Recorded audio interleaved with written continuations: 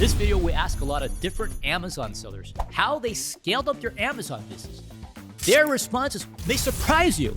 Even more, some of the responses may drastically change the way you run your business.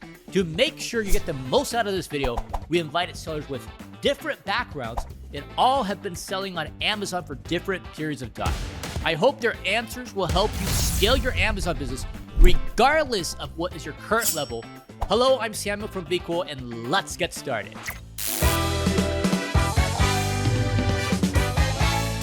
How do I send products in? How do I make products sell faster, right? That's the learning curve. That's gonna take you several months and you might feel like you're slamming your head against the wall for a bit, right? Like it's not easy to get over that initial learning curve, but once you understand the basics, for me, what was so attractive is I was able to start hiring people to do those tasks for me.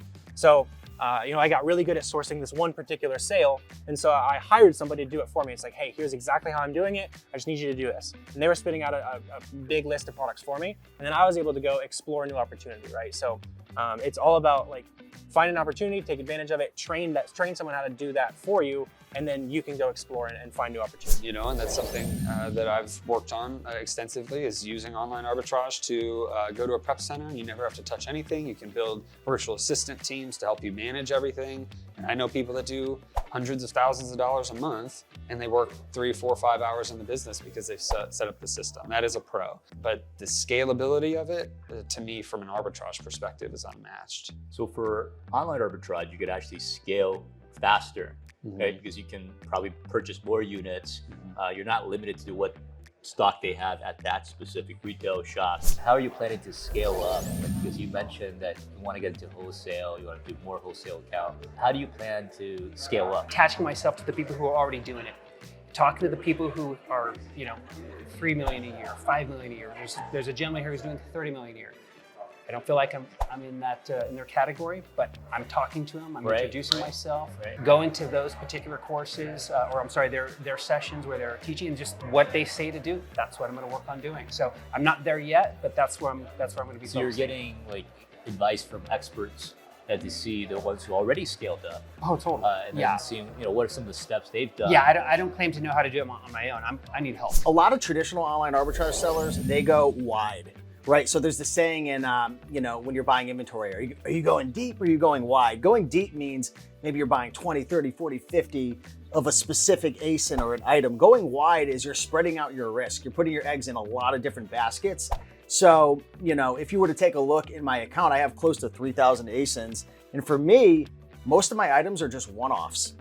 So what does that mean? We buy an item for maybe $12, we flip it for 40. When it sells, we then go and replenish it. Whereas a traditional OA seller might buy 20, 30, 40, 50 at a time. So one of the advantages of traditional OA is you can buy a ton at a time. But the downside is so can everybody else for the most part, unless you find a really great coupon or a sale. But prices can tank when you're doing traditional OA. If everyone goes to Target because there's a sale and they buy from or Kohl's or some promotion, the price can go from 50 down to 15. With eBay to Amazon, it's a lot of one-offs. It's hard to find. Like I'm flipping a ton of like discontinued items. I'm flipping a bunch of items and I'm actually going into my orders right now. I could share some examples, but I'm buying items that you can't like just traditionally find. I mean, here's a DVD that I sourced for 97, flipped it for 167. Here's an electronic item. It's actually a pedometer that you can't even find anymore. It's discontinued. I paid $59, sold it for $96. Here's another DVD. I paid $75.99, sold it for $135. That's not in the store anymore.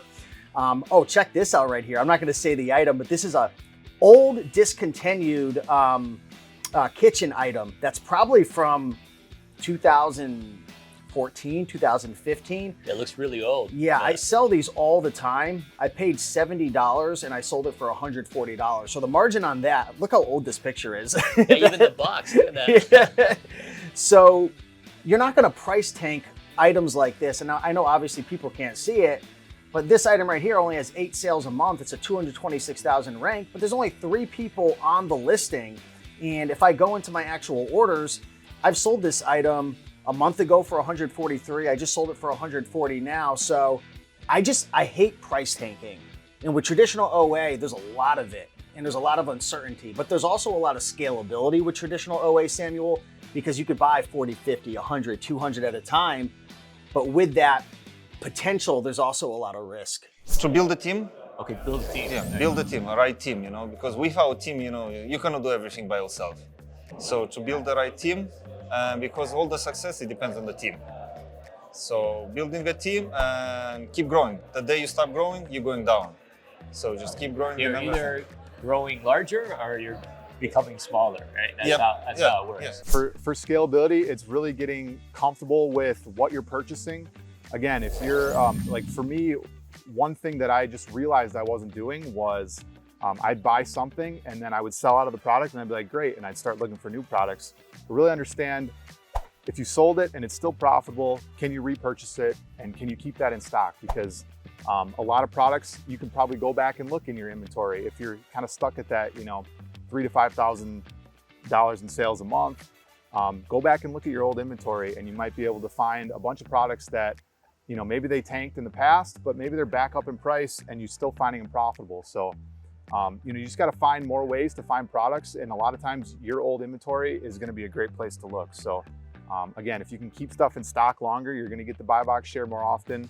And hopefully you get more confidence the more you're looking at these charts and selling that you can go a little bit deeper from the start. So the best way to grow your business is to duplicate yourself into others and to build a team, right? And I like to use a method called the 4 Ds. Okay, 4 Ds. Where I will start by doing it. I have to do everything in my business before I can then delegate it. And then there's also areas of the business where you've got great ideas, but you're not ready for those ideas, and those things need to be delayed, right? And then there's also the delete category, where there's some ideas that just aren't going to be the right fit for you, and you've got to be able to distinguish between what is the right idea for me and what is an idea that might be a good idea for somebody else, but not for me. So I need to delete that, get it off of my plate so that it's not taking up that bandwidth and that space inside your brain, because focus is probably one of the top attributes that you're going to need, one of the qualities that you're going to need if you're going to be able to be successful in this business. You've got to be able to just bolt down to something and go. My perspective when scaling up is to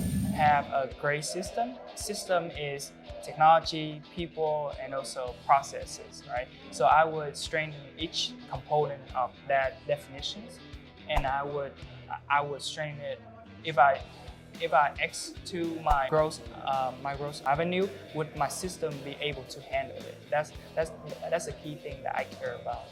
Can my people handle working, in such volume? Can my process handle such volume? And after answering those questions, I would say that I'm able to scale beyond what I can imagine. Learn from the people who are successful. Learn from the people that are starting out like me. I've met a few people here at this conference that are just at the same level I'm at, and I'm going to keep in touch with them. And we're going to bounce ideas back and forth with each other because we're at the same growth level. So that's one way, is I'm going to learn from the people to help scale my business. I'm going to learn what, the best practices and when to do those best practices.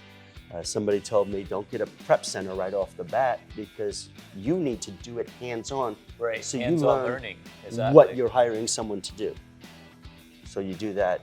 So I've been just trying to learn from the people who have the experience, learning what not only the tools they're using and the extensions and the repricers, but the pace that they do it at. And one thing I learned this week, they said, what would you do first? What are your priorities for scaling? Would you get a prep center? Would you get a VA? Would you learn this?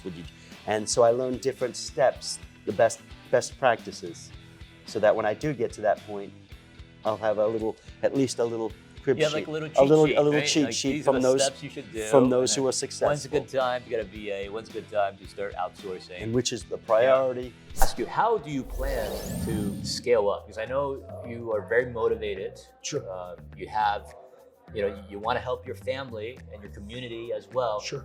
But how do you plan to scale up, like from where you're at to somewhere? Well, we are currently working on trying to establish systems and processes, standard operating procedures that we can duplicate and that are easy for anyone to follow. If we are to bring any additional help on board, we want them to have a set of steps that they can follow easily and replicate them with ease and not complicate things. We want to keep everything as simple as possible. And of course, the other area that we're currently working on is to make sure that we have enough capital funding to procure additional inventory. Because let's be sincere and honest, you must have the necessary resources to procure the inventory that you need, and that requires funding. So if you have a limited source of funding, then you also have to have a certain set of steps to follow to procure the funding that you need without hurting your business at the same time. So as you grow, you're going to need more access to cash and to capital. I would say that. Yeah, in order for you to get more inventory to put into the business, and then eventually, it would turn over and over, and so you also have to think about that aspect as you grow bigger, and then put those systems in place as you mentioned. Right.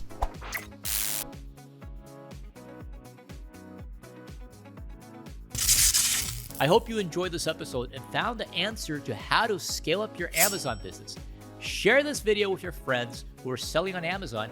Make sure to subscribe because we'll continue with this series.